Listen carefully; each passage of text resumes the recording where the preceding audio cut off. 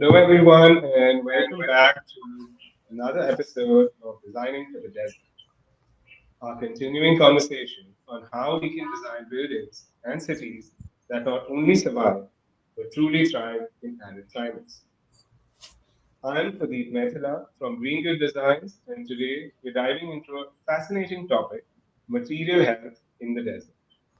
With Maya Cochrane, a Reba Chartered architect, healthy materials specialist, and founder of Maya Materials, a practice that puts human well being and the environment at the heart of sustainable design.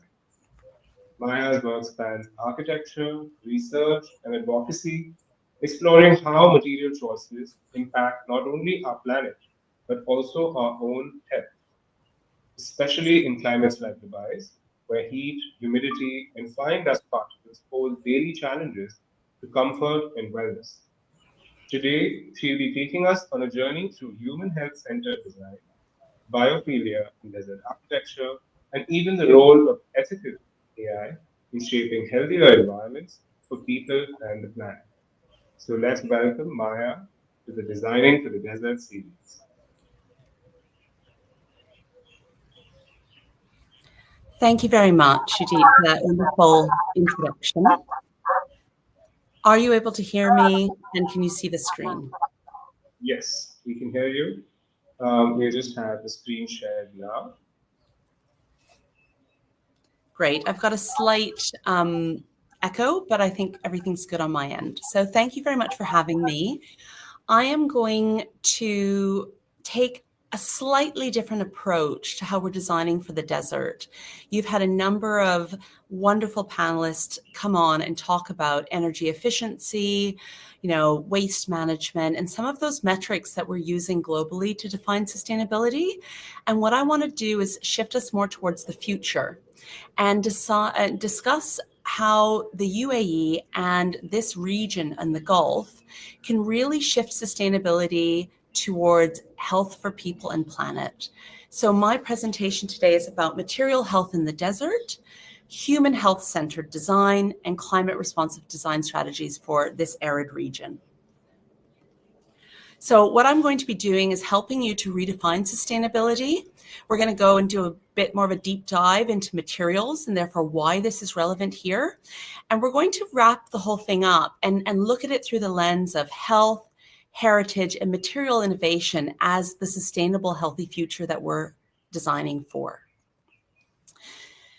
In Dubai, one of the biggest issues, of course, is climate mitigation. We've got heat, we've got humidity, we've got high solar gain, we've got fine particle dust, water scarcity. And because of this unique kind of extreme weather and climate, this is why health matters here. Typical desert architecture design was about cooling strategies. So you have the beautiful elaborate screens to allow for light to filter through, but still have some sort of privacy, but also cooling walkways. We have the idea of the courtyard as a central space so that you could have a heat island effect and cool internally and also allow for passive cooling through your spaces. And then we have these notions of the oases in the desert, these kind of temporary water holes where green life will grow up and we'll be able to live kind of in a more natural setting with kind of reduced cooling needs. And it's these strategies that we need to look back at in the heritage, but look at modern current innovation. And what we are asking ourselves is, can desert architecture still cool our cities and also optimize our health and the health of the planet? So we have international sustainability standards. We've got BREEAM in Europe or the UK. We've got LEED through the US Green Building Council. And, in Abu Dhabi, we have EDISAMA. So when you look at the little components that begin to establish what sustainability is, a lot of it is about resource management, energy, water, the way we use land, and materiality kind of becomes one of the pieces within it.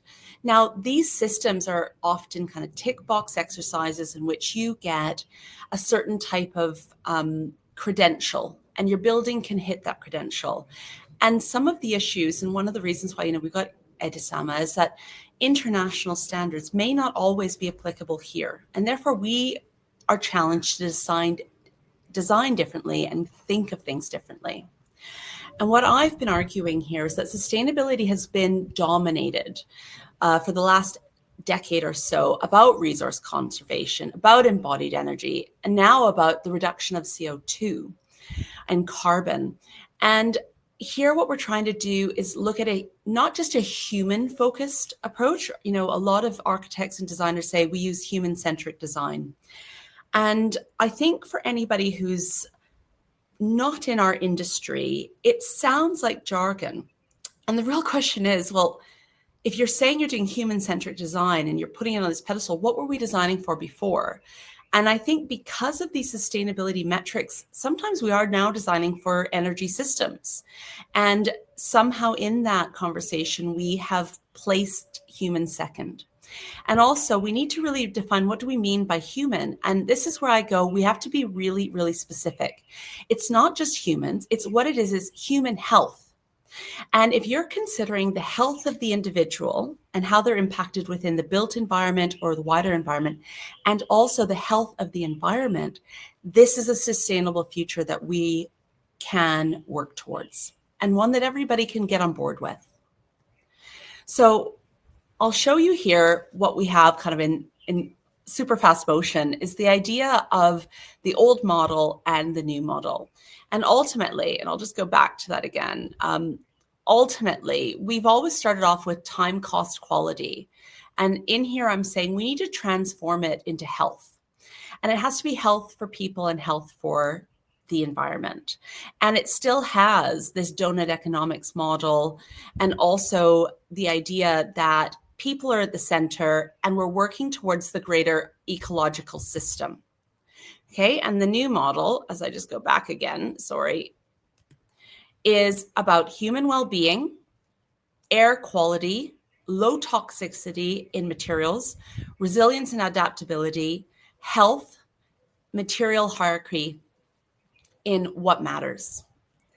So I'm now going to go into kind of the materials element, so you can kind of get a base understanding of why materials and understanding materials at their core matter. And this takes us away from the position we often are as architects and designers of just selecting something, making sure it meets the standards, making sure it has been certified, and putting it as a kit of parts in our buildings. And one of the issues that we have is, if you look on the right of the screen, throughout time, the types of building materials have shifted and changed.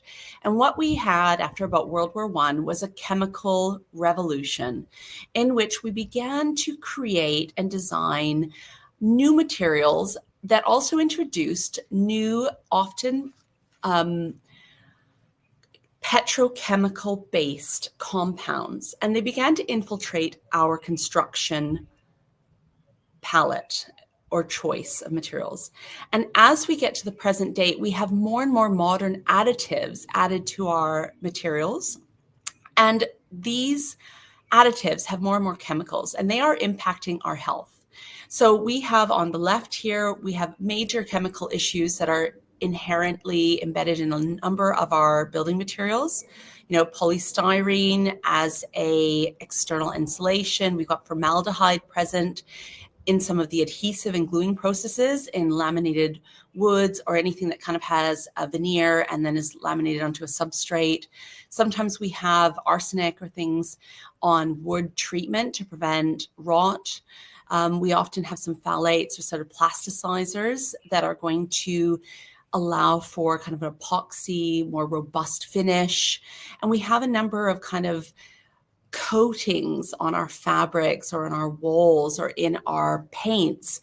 Anything that kind of cures, that hardens over time, is emitting volatile organic compounds, impacting our indoor air quality, and often meaning that we're no longer living with materials that are natural and inherently positive for us. Now, I do want to kind of demystify the idea that natural is also okay.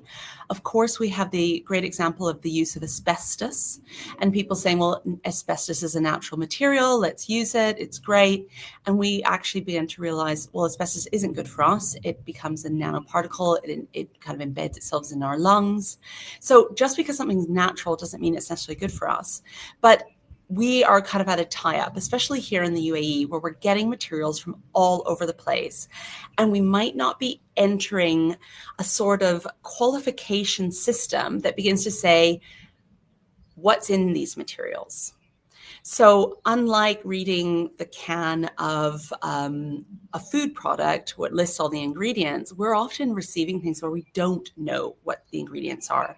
And if you can see here, some of the chemical makeups that are issues that are there in our building materials are listed. And if you want to look up the kind of red list, it's like kind of the top 20, top 30 chemicals that are being used and that we have to be really cautious of. And when we look at how those things infiltrate our homes, what we're seeing is that they are in all aspects of our build, not just the internal envelope, but also sometimes the external.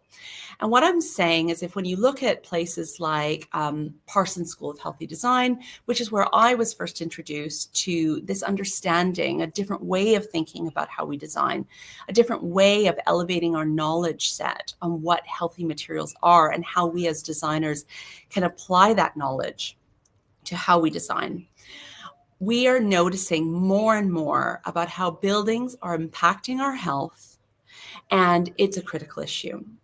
In the UK, where I used to work and design buildings, one of the biggest issues is indoor air quality and the rise of asthma because of rising damp and mold and some of the issues with ventilation. We have slightly different issues here in the Gulf region, and they are because of the dust, the air, the fine particulates, the types of materials we have access to, the extreme heat that we identified earlier. Now, what I've said is there's other ways of thinking about it. So we talked about BREEAM, we talked about LEED. There's also this WELL building standard, which is another international one. And they begin to look a little bit closer at impacts of air quality, water, what the environment is, what light we have, how do we connect our spaces, what does thermal comfort mean? And materials is also one of those important aspects. And these other resources that I've listed to the right, I think have been really critical in me redefining what human health-centered design is. We look at circularity and the importance of returning within the circular economy a material that keeps its quality. It's not downgraded, but it becomes an upgrade. That we consider the materials that we design with as techno nutrients. Like nature, nature has no waste. It always goes back into the system. And if we begin to design like that and think of our resources in that manner, then we are doing the circular economy principles as outlined in The Upcycle by William McDougall and Michael Bragnott. And we are also looking at, more specifically, the materials that we have now available to us and pressing importance for material innovation. Because one of the biggest issues here is we cannot guarantee 100% healthy home. And it's simply because we don't have enough innovation. I'm going to speak a little bit later about some of the new interesting materials that I think are going to help revolutionize that and are a little bit more local specific. But what I want to talk about in general is material health like 101 for the desert climate. What we need are kind of breathable finishes. We need high reflective surfaces that prevent a lot of solar gain. We need VOC-free interiors. So we need interior envelopes that are not having chemicals put in either through the materials or how you use it or what you use to clean that are creating a poorer indoor air quality than the external indoor air quality. We need aspects of thermal massing so that we can absorb that heat and release it. We need passive shading, and we need a sense of natural ventilation. Now, the difference between, say, having an actively ventilated system or a naturally ventilated system is also going to depend on your outdoor air quality. And so later I'm going to say it's not so much about being able to have a permeable structure and open your windows, because we know we are in a region where outdoor air quality is not always at its peak. So what we really need to do is consider that entrance between the external environment and the internal environment, and what filters and systems we're doing to ensure that the air quality indoors is superior to that of the external environment. And so, innovating for the future, I'm going to highlight a few climate responsive materials that I think are really interesting. And on our left, what we have is kind of a phase change material, and it's a paraffin wax. And what happens is it helps to absorb heat. And when it absorbs heat, it becomes transparent. And when it then omits the heat, it becomes translucent. And this is the sort of phase change material that can be integrated within facades that will allow you to have kind of a view, but also have a higher thermal performance. In the middle, we have the sense of 3D printed sand.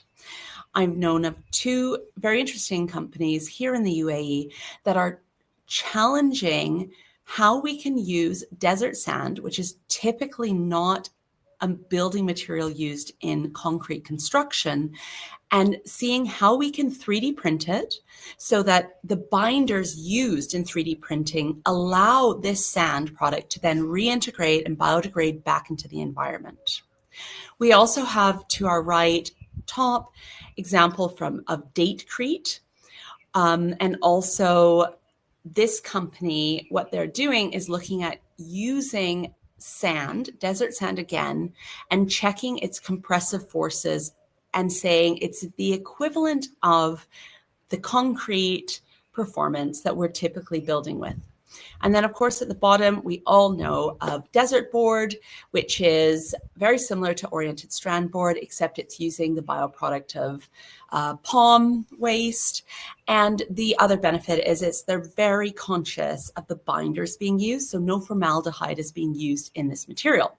So there are materials that are being innovated and can be used. And what I feel is really missing is I'll come to it in a minute, a test bed where we can test the materials and understand the longevity of it. Because very few developers are going to say, great, you got this solution. I need to give a 20-year warranty for my building. I can't use a completely new innovative material until it's been proven and tested. And the other aspect, and before I jump back to how we're going to become proficient in using new materials, is to consider what biophilia means in the desert region. So biophilia is the connection with people and nature, and how nature will enhance the well-being of the individual. And it's not about taking species of plants that may exist elsewhere in the world and creating irrigation systems that are going to allow them to live in this desert climate, but it's taking, for example, from Terra Pavilion, where Desert Inc. used local species that were robust and capable of adapting to this environment and allowing them to grow and create an oasis which reduces the heat island effect and creates a microclimate that cools. So part of that ability to integrate nature within your design also then increases biodiversity, allows for walkable pedestrianized spaces, and allows you also to live in an environment that is in homeostasis inside and out. Another very interesting cooling technique that, as you can see on the right, we traditionally had wind towers, pulling in and sucking air and creating a cooling within the home.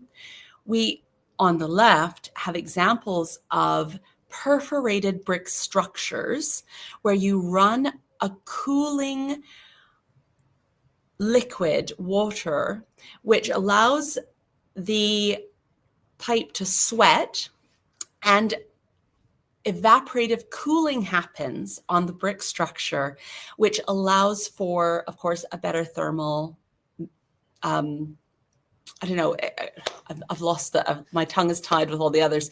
It allows a cooling of the facade in a more natural way.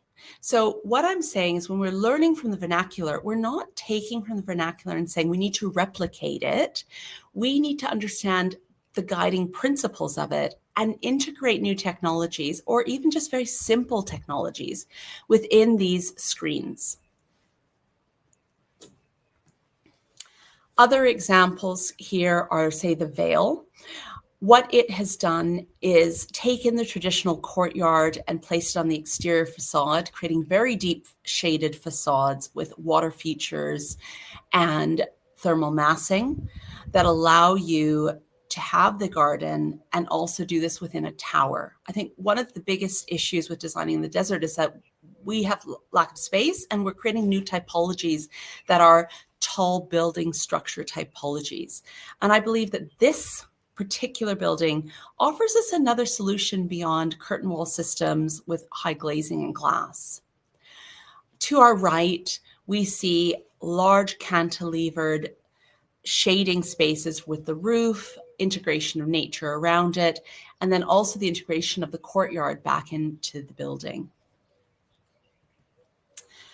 I want to take a bit of a jump and talk about the importance of empathy and really thinking with AI to help us solve these problems. AI is going to be really great tool that we as designers who are already very good at selecting materials and putting things together and creating visions to help us really analyze what the impact of this particular material is going to be, not only on cost and quality of the design, but how it's going to perform over time and how it's going to impact the health of people and planet. So one of the really amazing ways of thinking has come from Kate Raworth of Donut Economics, and it is one of the fundamental bases for my human health centered design strategy, where you really see that social foundation, our own human needs are being met within the ecological ceiling, the limits of the planet. And in this donut is where we need to begin to design so that we can have a sustainable and healthy future for our future generations.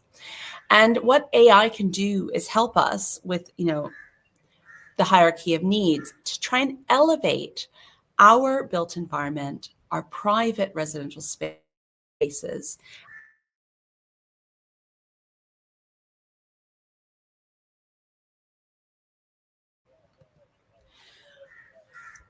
I recently designed a house of the future, integrating all of these considerations and techniques, the 3D printed sand, the notions of future adaptability by having a double height space over the kitchen, that if you do expand your family, you can simply fill in the floor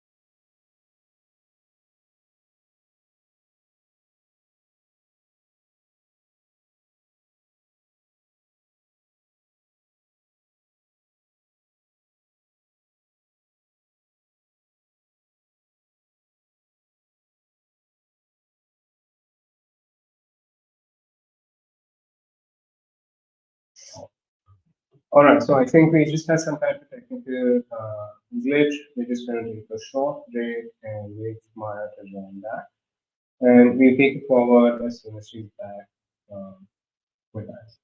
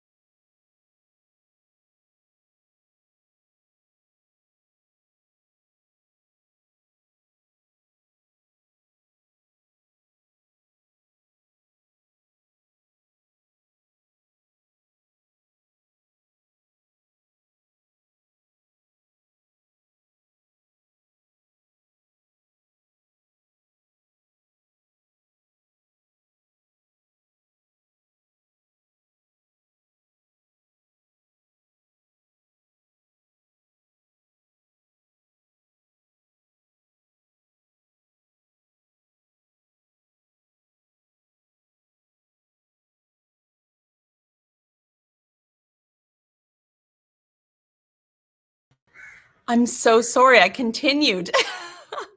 I cannot hear you. Where did we lose off? And I can start again. All right, welcome back. We just took a short break. I think it was internet, if you are in.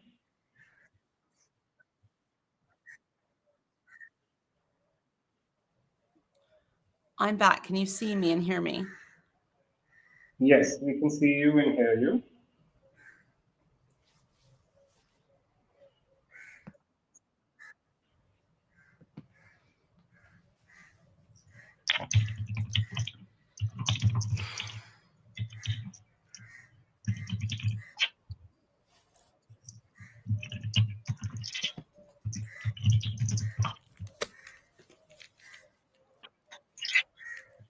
I'm going to remove the mic.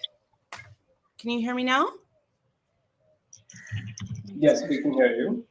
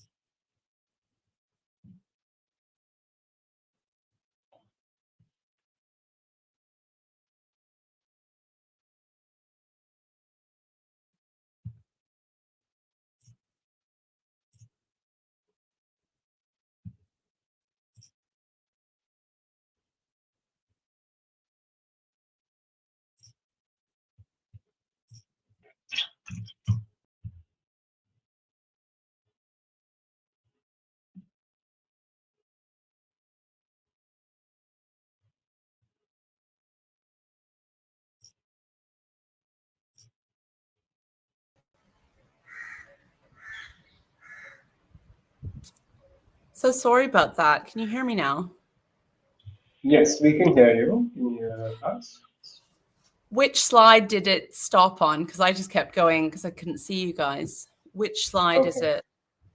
I think if you show us the slide, we'll be able to tell you which slide it was. Okay, let me share.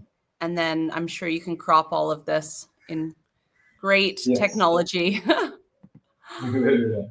I just kept going. by the time you called, I was basically done. So let's see what's happened. I'll share the screen. Which slide were we on? Were we on the AI one? No, I think you were talking to us about the project where you would use all of the different materials from using 3D printed sand and also the my own personal project or learning from the vernacular? The one which you said you'd use multiple aspects in the single project. Yes. This one? Yes. Okay, so would you like me to just take up from there? Because there's basically 3-4 slides and it's done. That sounds good. That sounds good. Great. Okay. And hopefully, I don't know why didn't work out, but how's this? We start here? No one. Yes, we can begin from here. You can just hide the pop-up. Yeah, that's okay. Take 2. So basically, we ended the idea of how we can integrate AI and help us with empathy and design. One of the case study houses that I've particularly designed is saying that our speculative house of the future is a healthy one. Here we integrate concepts in the health-centered design practice. We've got the 3D printed screens that allow for privacy as well as integration of local materials. We have a future adaptability built in, so you're not just building an extension to your home, but you have a double height space already built in with balcony already installed. You could infill this to create 2 new bedrooms. We have a central courtyard where we have the connections with nature again, and we have deep overhangs. As we look through, a lot of these health-centered design principles include green infrastructure. So we've integrated waterbed reed filtration, water storage under the ancillary spaces, and landscaping. We talked about future adaptability, but we're also looking at climate resilience. So I've raised the building off the ground 1.5 meters, looking at flood resilience that comes from other countries that I have lived and worked in, and touching lightly on the earth. We also have the sense of solar energy collection so that we can create energy storage for charging our vehicles. We have our double height space, atrium, and for the roof, we're looking at addressing food security in the region and creating rooftop gardens that allow you to grow your own food and create kind of a local system for rainwater collection. So what I'm saying really is the house of the future, and what drives us towards a sustainable future is to integrate health at the center of our decision making, and that the future of desert design is health, heritage, and innovation. I am designing a course that allows people to get a real deeper understanding of this and expand the research of how we can implement this. One of the elements that I brought up earlier was that we need to test out these materials. And this house of the future that I've designed is not only a house, but a research bed where we can begin to innovate with materials, see how they last, see what their longevity is, and begin to create really climate responsive local interventions and systems that we can work with. So if you would like to join me or learn more, please reach out and look at what our foundations of health-centered design are. Thank you very much for having me here today, the little blip. And I just want to leave you with one kind of aspiration for the future and a question. What if in the future we didn't need to worry if our buildings, our spaces, or our environments were healthy? This isn't the current reality, but it's the sustainable future that we are working towards. Isn't this the future you want to be part of? Thank you. Thank you. Thank you. Thank you very much. Thank you for that incredibly thought-provoking presentation. I really like how you reframe sustainability, and it's not just about energy or carbon efficiency, but told it through a very human lens, a human story about air, materials, and well-being. And the way you connected the material toxicity and breathable surfaces and the natural ventilation back to our individual human health kind of made it really personal and kind of resonated very closely. And also your question about can desert architecture cool our cities and optimize our health at the same time? I think that felt like the perfect place to begin our conversation and kind of have the question answer round that we dive into next, where we can kind of explore all of these different aspects of design, materials, and also the role of empathy and innovation. So, if you're ready, then we'll begin with our first question. Um, we spoke about shifting from energy centric and health centric sustainability. So, what does that shift practically look like in design? And why is it so crucial for arid regions like the UAE?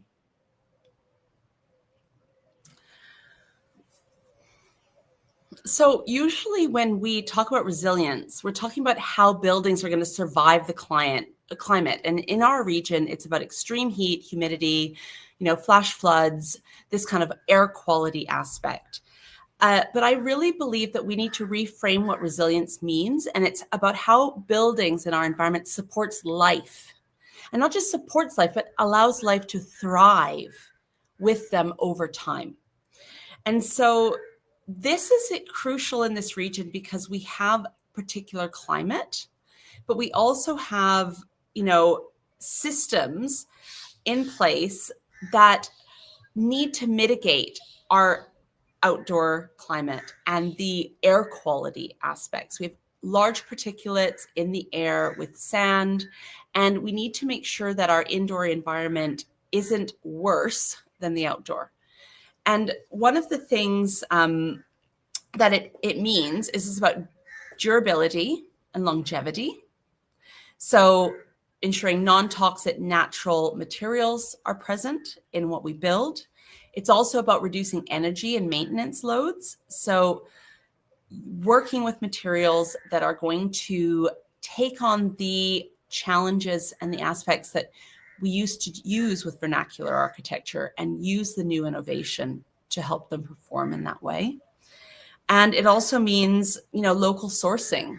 A lot of the building materials that we're working with are coming from abroad, and the demand we have for building materials and the expansion in the Middle East is huge. And some of those materials have only been tested in a specific type of climate.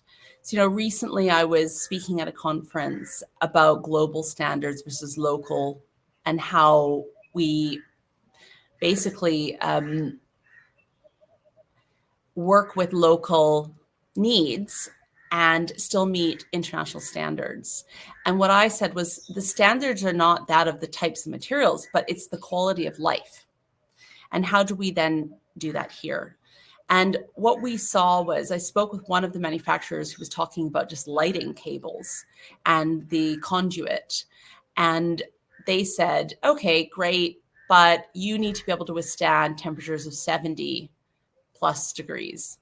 And the lighting supplier came back and said, okay, well, we're going to innovate and we're going to change.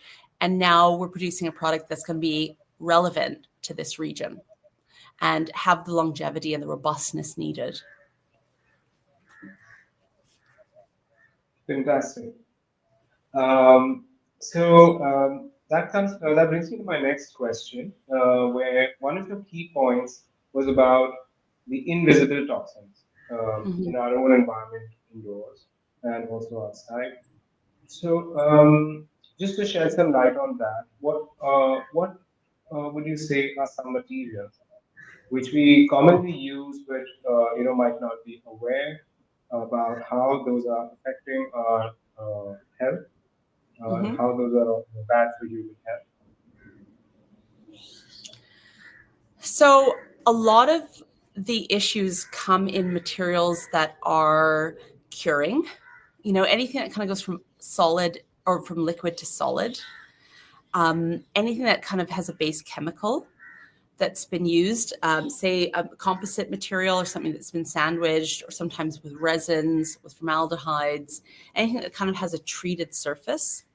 So I'm just going to look at what your question was again. You're looking at where are some of these invisible toxins, basically. And I think what it comes is that, we very rarely now, and we don't have the resources to build 100% solid wood.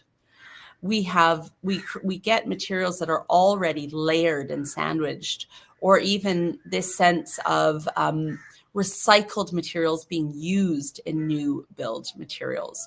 We don't really know where those recycled materials have come from sometimes, and also how then they're bound together.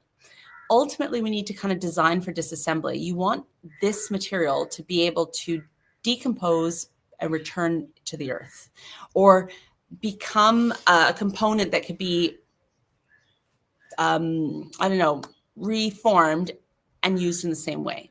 So one of the examples I have, or I'm sometimes questioning, is this use of PET, right? So that's plastic bottles that are being broken down. So it's gone from food grade quality bottle, you're breaking it down, you're creating a carpet, an outdoor carpet with it, or you're creating an indoor wall furnishing or finish. And I feel like it's problematic because it has been downgraded in its cycle, and it can never be upgraded again to food quality. And then the issue is through erosion or through wear and tear, or say thermal breaking down, it becomes this microplastic that then enters into our ecosystem. And ultimately, it's not allowing us to kind of move away from petrochemical type products. Like I would say, if there's the one thing that you're looking for in your home is like, I'm going to reduce the amount of petrochemical products I use. And it's not going to be possible to do it for 100% of your house because we don't have the innovation. And also, if you are looking at the materials, you need to don't get hung up on the caulking that's on the window. Let's look at what's the largest surface area. Where can we impact there? So I would say start with the paints. Paint smell is off-gassing. We don't want a paint smell. What we want to do is we want to ensure that the paint is breathable, the paint isn't VOCing, and the paint isn't leaving microplastics that are going to go into the environment and then impact the food chain and all of these aspects. So it's a little bit more complicated, but I would say that they're in more materials than you would suspect. And I've always said that when designing, what you really want to do is anything you're going to touch, and think of a vulnerable population, young children or whatever, anything you're going to touch is something you really want to choose quality over and investigate what the makeup is. All right. Thank you very much for that detailed answer. And that also signals the audience to maybe look into this a little bit more and introspect and explore what could actually be there, or just understand how much is already in your homes, already on the list of surfaces you touch on a daily basis. And you might be surprised to find more than what you think. Coming to my next question, in the desert context, we often seal off our buildings and close the ducts so that we're improving the energy efficiency of the cooling system and preserving the cooling that we create artificially. But at the same time, sealing off indoor spaces also traps air pollutants inside the building. And so that's where the ventilation kind of plays an important role. And my question is about how can we design ventilation systems and also maybe materials in the building that allow buildings to breathe again without kind of compromising the cooling system efficiency, which we're also trying to balance so that our resources are conserved. Mm-hmm. So unlike, say, the European area where you want to have the idea of a passive ventilation, where you could just open a window and allow for the ventilation to come, we do seal our buildings. This is one of those things of the passive house so that you are energy efficient. But what they're finding is that people are putting so many materials in that are toxins and are VOCing that they're creating kind of like a bubble in which they're breathing in more chemicals than they need. So what I want you to think about is this. What we do is we seal the building to cool and keep efficient, but we design to breathe. So we need to look at that line that we draw around our section of building. Anything inside that line, we want low toxic materials, no VOC off-gassing. We don't want to use harsh chemicals that are going to impact our air. And then this boundary between the outside and in, we want a really clear filter system. We want a really high quality filter system that's going to first look at the size of particles, get rid of the biggest particles. We're going to position it high up in the roof to try and get the best place in which the air is coming through. And we need a filter system that's like multimodal. It's not just a filter that's going to do this, because we've got nanoparticles. And what you see is even with the HEPA filter, I think they say it's 99.7% effective on the 1% of materials. So we still have nanoparticles coming through. We still have gases coming through. We still have problems that we need to use other types of filtration systems to deal with. I recently sat down with an incredible engineer who's designing filtration systems and additions to your air conditioning systems that are going to help you to collect those small particles through iodization, make them into bigger particles that can then be collected by the filter system. So I would always say to people, your first point of defense is where are you getting the air in and how are you treating that air? And then what additions are you adding to your system, like UV or the iodization, to make sure your air quality at source is correct? And then you want a high rate of air exchanges in your space, because part of the issue is you might be getting the air in, but you're not getting a high quality of air exchange or filtration. The last thing that you should be doing is going out and buying a floor-based air purifier and saying, done. Right. So it's all of the materials you're using in the building that you want to think about much more closely. And I think what you're generating inside that sealed environment is something that we could maybe be more mindful to solve a large part of that problem indoors. So very, very interesting points. I think especially the filtration is something that made a lot of sense, especially when you're placing that in area, which parts of the house we place them. Those are definitely things designers look at it more closely and think about how that can improve the air coming in. All right, so moving to my next question. You mentioned that material health is deeply connected to climate resilience. And it's from micro to macro, and you're looking at how do healthier materials actually make a building or city more sustainable over time in the long run. So how does that really happen? How does that process kind of, how does that integrate? You're really talking about over time, right? Often when we're talking about resilience or robustness, we're thinking about how this building is going to survive the harsh climate that we have, the heat, the high humidity, potential for flash flooding, the salty kind of air. But what I'm saying is we need to reshift it. True resilience means how are we supporting the life within the building?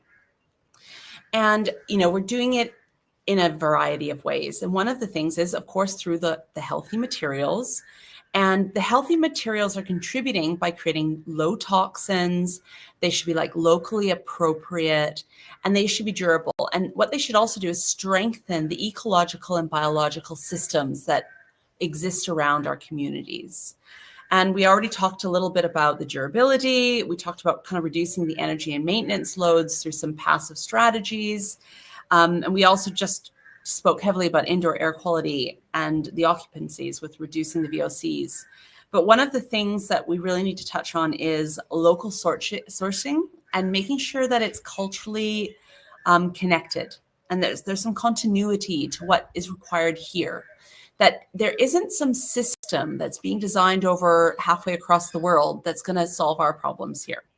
That we can think locally, we can innovate locally, and that we can do things that draw from local ecosystems. And the best example, of course, was one I brought up about the date palm board.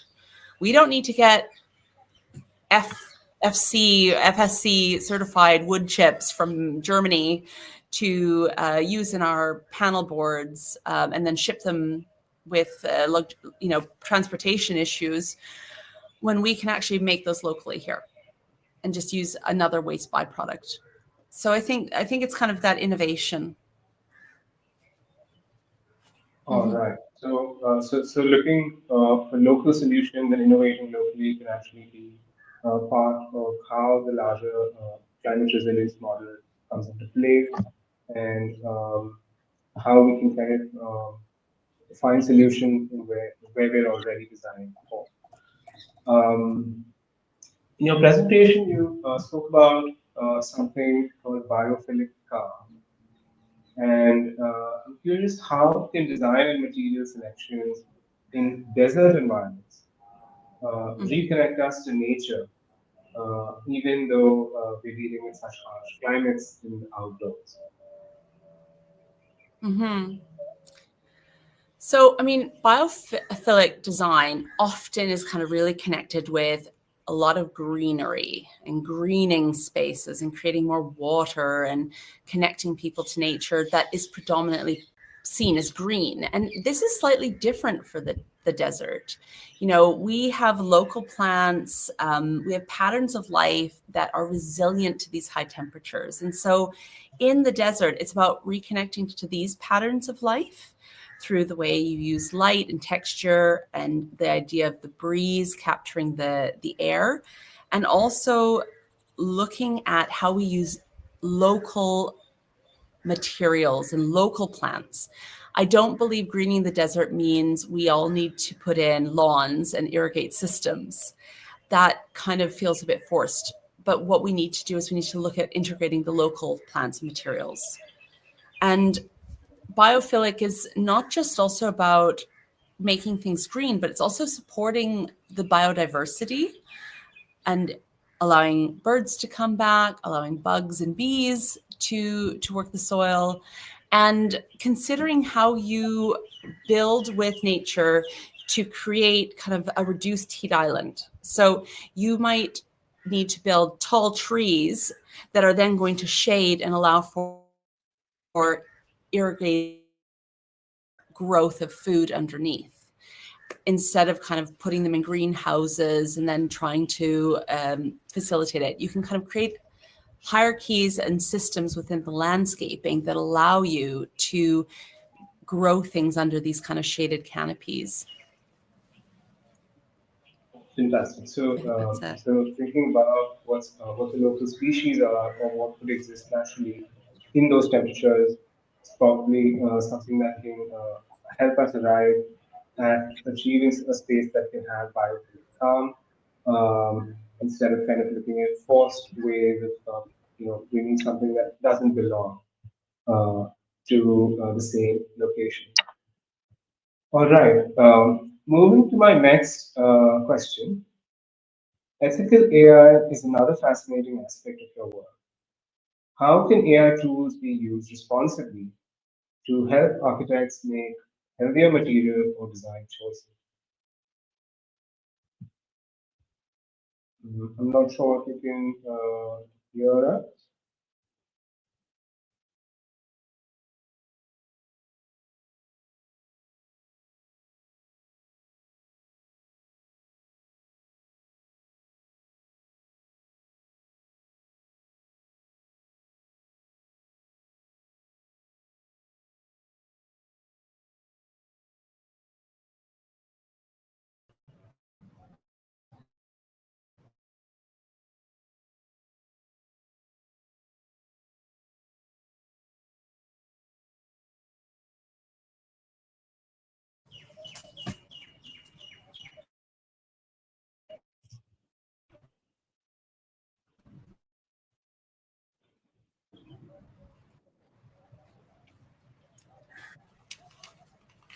Hi, Maya, welcome back.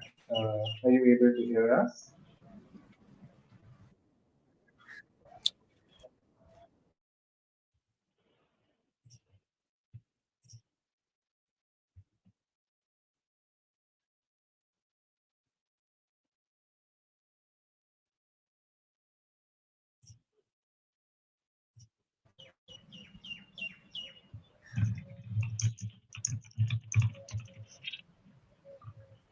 I can hear you. I just can't see you now. All right, all right. Testing, testing. I think it's just the internet. So maybe we could try refreshing, or you can give it a minute for it to load, and then we can continue.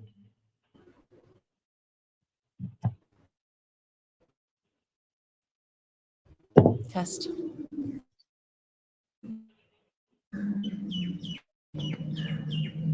All right. So I think it's just a bit of a lag in the video, but I think you're able to hear us, and we're able to hear you.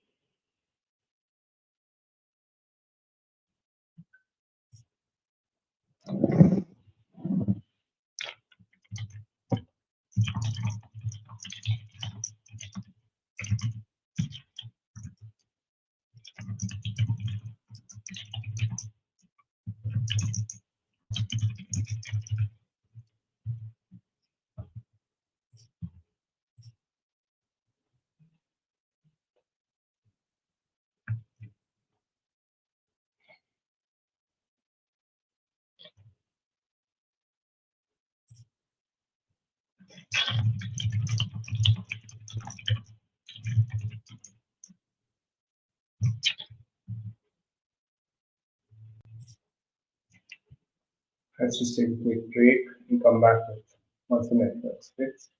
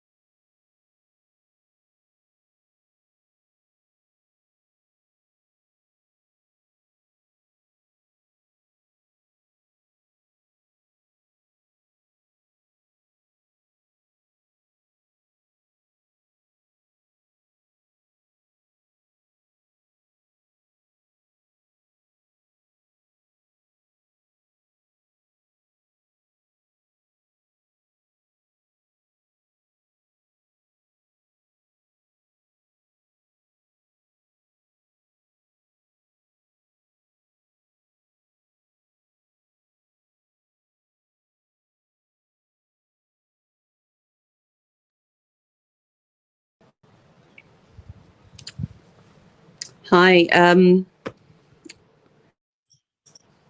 Is that good better? I'm morning. on my iPad. I think the other didn't. Maybe it's just given No up. worries. No The worries. internet connection's given up. Yes, I think it's all good now. I can hear you clearly. Um, so I'll just repeat my last question, which was about ethical AI. I was asking about this fascinating aspect of your work, and I wanted to know about how these AI tools can be used responsibly to help Mhm. architects make healthier material and design choices? Okay. So, I mean, I want to kind of reframe it as AI is a tool that can help us as architects to be more empathetic and to give clarity to the choices and the impact of the choices that we're making, right? So AI would not replace architectural judgment. You know, what it should do is it's going to enhance our capacity to make a better and more informed and ethical decisions. And what we can do is when we use AI responsibly, we can get some help to see some of these invisible patterns. You know, what are the toxins in materials? What are the embodied carbon impacts? What are the additional life cycle data that we can look at? And what it'll allow us to do is translate them into human health outcomes. So it can make something that's like super complex feel a lot more transparent. And it will also help us as designers to communicate more effectively to the people the decisions that we're making and the longer, you know, the impact of those decisions over time. So basically material transparency, data sorting, you know, predictive performance modeling, and this kind of like bias detection to make sure there's equity within the design, and really just allowing it to not replace us, but to help us to enhance sifting through all this information, basically. Right. So a lot more information can be processed, and you can come to understand more about complex aspects when it comes to making material choices. Um, my next question is about something you talked about earlier, which was cultural sensitivity, um, and bringing back vernacular wisdom um, to the place, and responses that have evolved over a long period of time. How can local traditions or local material practices guide this new movement where we are trying to create more healthy buildings? So about cultural sensitivity, right? So what we really want to make sure is that we're not looking at the vernacular as something that's kind of a nostalgia for the past and what happened and the forms and how it looked, but considering it more about its ability to be resilient to climate and to support culture, right? So we're not recreating the past, but what I'm talking about is like uncovering the intelligence that's embedded in those very passive design strategies. You know, the past holds those building forms that have remained with us hold centuries of trial and error and lessons on how we can build healthfully within these kind of ecological limits. And what we want to do is reinterpret tradition through innovation. I think that's what things like 3D printed sand can do. You can create those beautiful mashrabiyas and those integrated facades that are very unique and something we can't get human hands to recreate at an economical scale. And we can begin to use technology to give something a better sense of place and push boundaries with pattern and new ways of building. So I think it's not about kind of returning to those languages used, but tapping into its intelligence and then using those contemporary tools. Beautiful. Yes, I think that's really kind of puts it in perspective, because very often we're struggling as designers to absorb something from the past, but also look modern, and there's kind of a struggle over there. And very often it does end up being aesthetic rather than functional while absorbing things or learning things from the past. Mhm. So I think that puts it in perspective, makes it very clear of taking what really works. Um, Now, my next question is about developers who often view healthy materials as too expensive or impractical. And in your experience, when we're communicating to very often people who are only looking at it from an economic point of view and financial viability, and only looking at it from that lens, how does one communicate the long-term value of investing in these materials? I would say investing in one's surfaces and homes.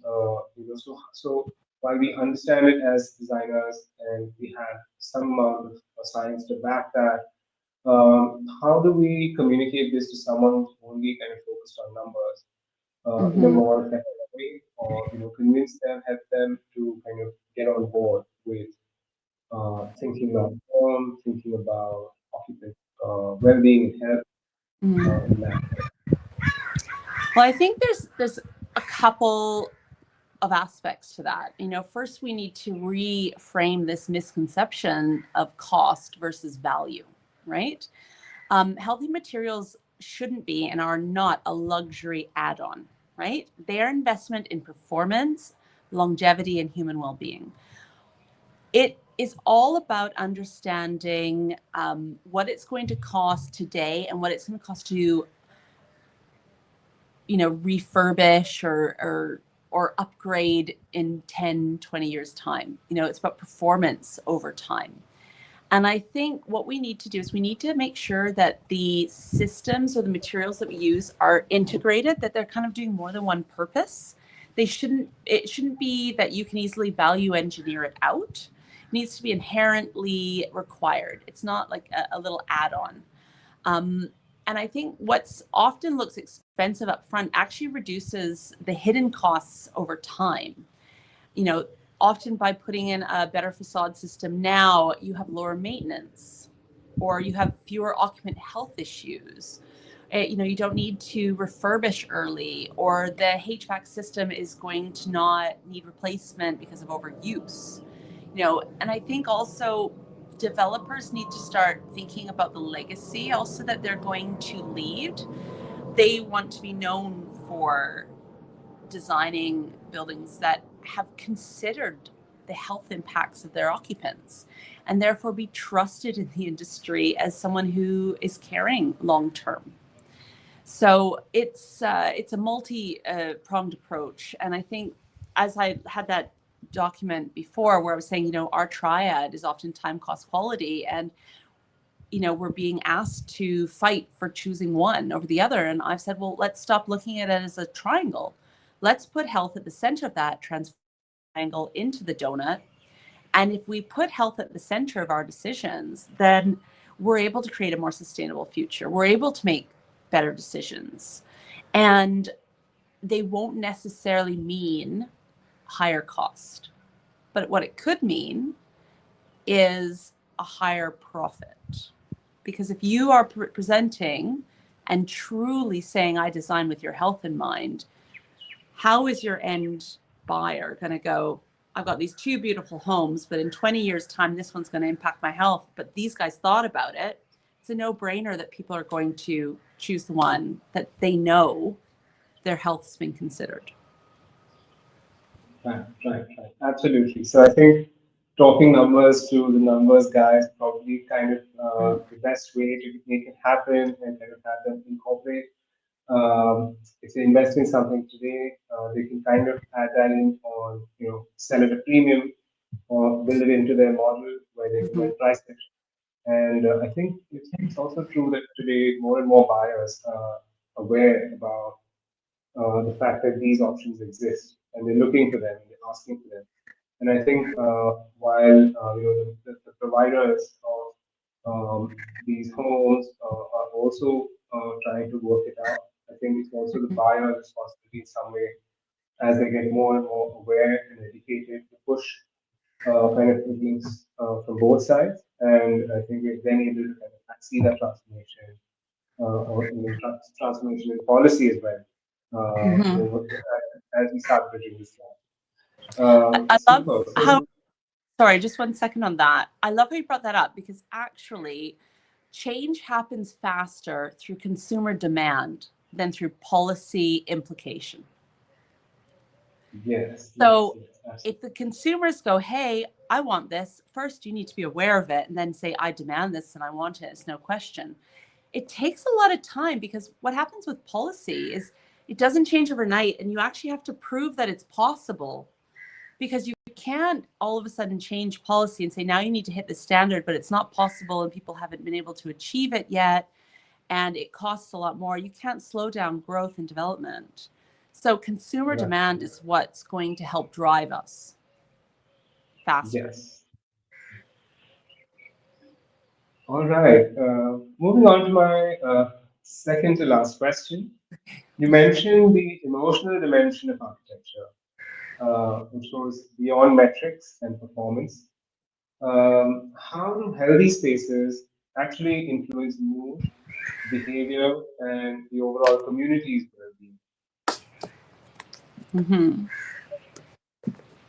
Well, in architecture, I've got two really great books here. This Happy by Design, and when you look through it, it talks about all of those key elements: light, comfort, control, nature, aesthetics, designing for movement and activity. And I've also got this kind of programming for health and architecture and well-being as well. Um, and what's interesting is that there are elements like, say, building standard that helps to begin to formalize data around what this means for spaces that support connection, create calm, allow for creativity, reduce stress or isolation, create a sense of community. And we're often talking about performance in our architecture as energy and carbon and efficiency, but we're rarely talking about how people feel or how well they are and what spaces are supporting their wellness. A lot of this well-being metrics are often being shown in performance data. So if you are in an office space, you need to get the most high quality performance out of your workers. So people are redesigning those office environments to reduce fatigue, eliminate stress, reduce absenteeism. And it's these kind of health metrics that need to then be brought into the wider environment as well. And one aspect, of course, is the materials, but the other aspect is ultimately how we design the spaces. And it's a lot of those passive design strategies using light, natural light, connection, views to nature, materials that are soft, colors that are supportive. But I think we kind of know that as designers. We learn a lot about that.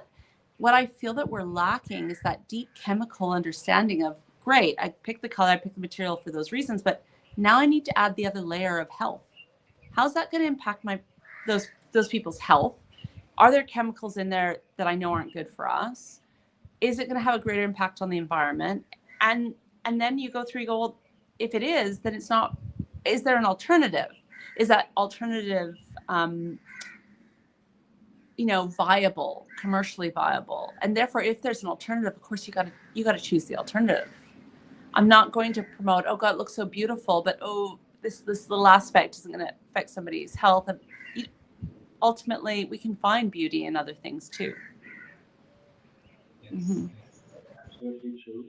I think there's no price that you can put on your health, and I think uh, these kind of smaller, simple things which might come at a premium, but it's going to have a long-term impact. It's going to be a place you live in, breathe in, the 8 hours Mhm. you sleep.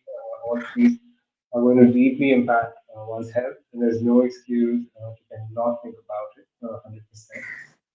Yeah. And I think also the mood and the productivity aspects that you talked about is very interesting.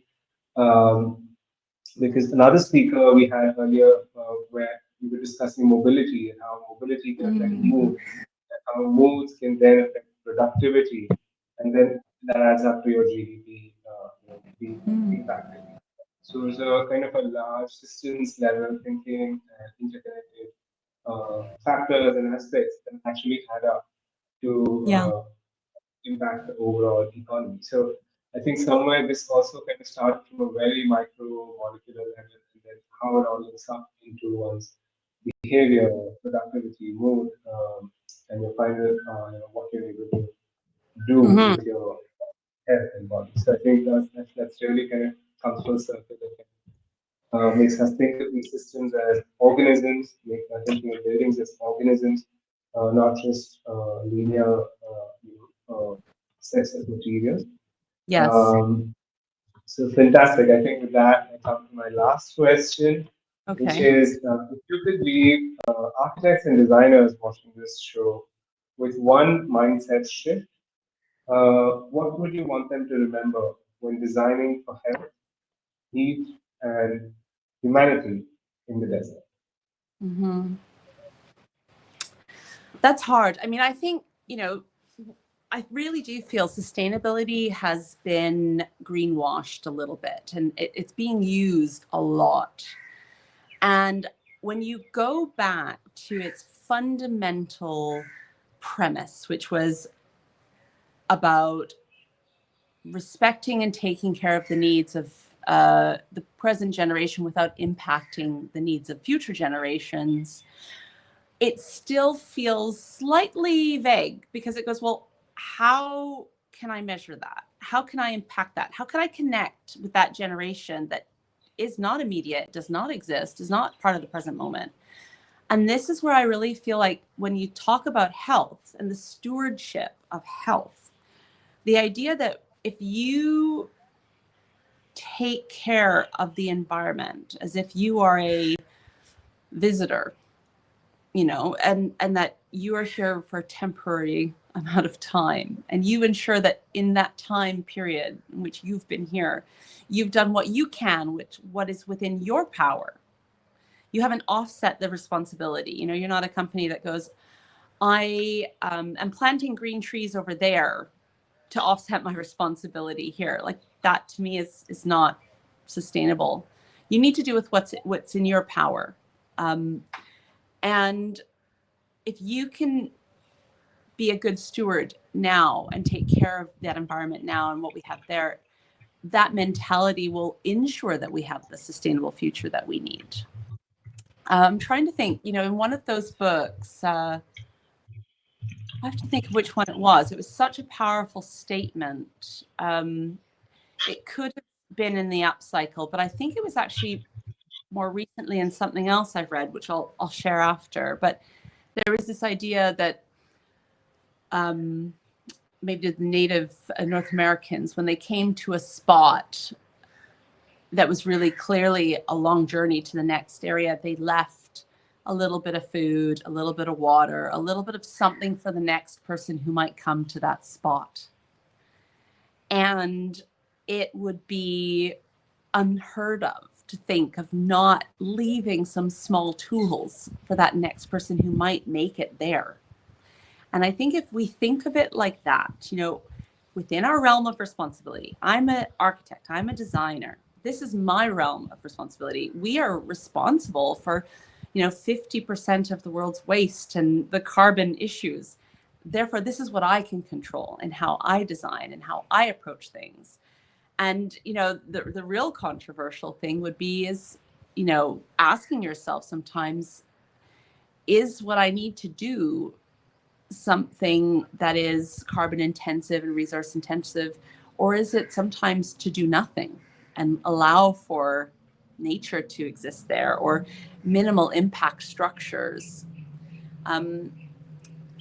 It's a long-winded answer, but I would say, it has to be rooted in health, heritage, and innovation, and taking personal stewardship and responsibility within the realm of your control. Wow, that's a very, very powerful message, and something that really makes us reflect about where does the boundary of our realm of responsibility really end, where do we draw that, and how much we take on. So thank you very much for answering all of these questions very thoughtfully. I think we had one question from the audience as well. Oh, So absolutely. if you have that question coming up. Let me try and make you bigger somehow.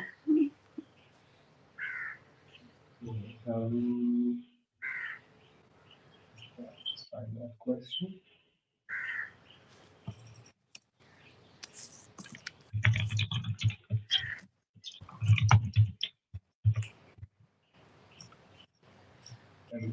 Oh, I see. Does it pop up down there? Oh, no.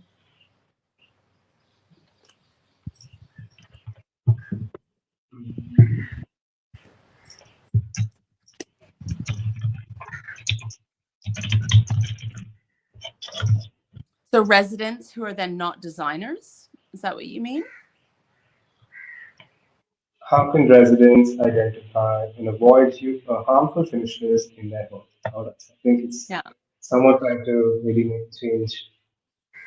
Well, it's so interesting because basically that's going beyond what architects and designers do. That's asking what onus does the occupant or the person who resides within that space have to do. And I've often felt that I could hand over a 100% healthy building and the next day somebody could move in and start smoking in it, put a scent machine in, have some off-gassing furniture, and then all of a sudden it's not a healthy space. So I think like the first thing is to kind of educate yourself around it. And what's really interesting is I've actually come up with like a 12-week challenge, because it's about how you use the space. It's about what you put in your space, and it's about how you how you use it and what you put in it, and what you use to clean as well, because that's a way of putting chemicals in. So there's an aspect of kind of learning and education. And I always take people through a process where you can do this. You can go, number one, do I have a major health concern that I am worried about and I need to design for? And therefore, if I've got a major health concern, I'm going to focus on the aspects that are going to impact that. If you don't have a major health concern, then you can go, okay, what is the thing that's going to be the biggest impact and the biggest win with the least amount of effort or cost, right? And for me, often that's going to be stop using antimicrobial chemicals in your home. Start changing what chemicals you're using in your home. Stop burning candles that are going to release VOCs, release micro, soot filaments, and reduce your air quality. Those things you can do immediately and have big impact, right? And then once you've kind of done your low-lying fruits, you can start going into like the really small things, because I'm not going to tell you, oh my gosh, you have to get rid of your bed. I'm not going to like scaremonger you into saying, oh my gosh, you got to get rid of your sofa. I can't believe this. You need to do this slowly over time. And it's so personal. But what I would say is, and I'll share for later, maybe in the link when this is that I have a really interesting kind of healthy home challenge for people who are occupants. I feel a great sense of responsibility for all of my clients that when I hand over here's your operation manual about how you use your home, it has to include a lot more than just, oh, here's your washing machine and the user manual and your warranties. It is truly a way of learning about a lifestyle, of how to use it, what to put in it, what to look out for.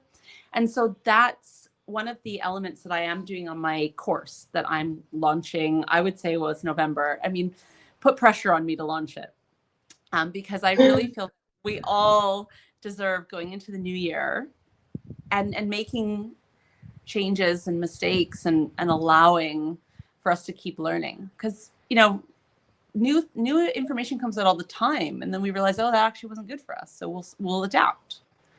But it isn't a major overhaul. I hope that helps your answer. So once you have it done, and yes, I think as you see the advantages, you experience it, and you kind of also get an idea of why it's worth it. So thank you very much. With that, I think we will bring this webinar to a close. Thank you very much, Maya, for sharing your deep insights on material health and its role in shaping truly sustainable desert architecture and interior. What stood out today was your reminder that sustainability is not just about reducing energy, it's about improving one's life. And by bringing health, heritage, and innovation together, we move closer to cities that nurture both the people and the planet. To everyone who joined us today, thank you for your engagements and thoughtful questions. We'll see you again next Sunday for the next episode of Designing for the Desert. Until then, stay curious, stay climate conscious, and keep designing with us. Thank you. Thank you very much. Lovely. Thank you for having me. It was really a pleasure. Thank you.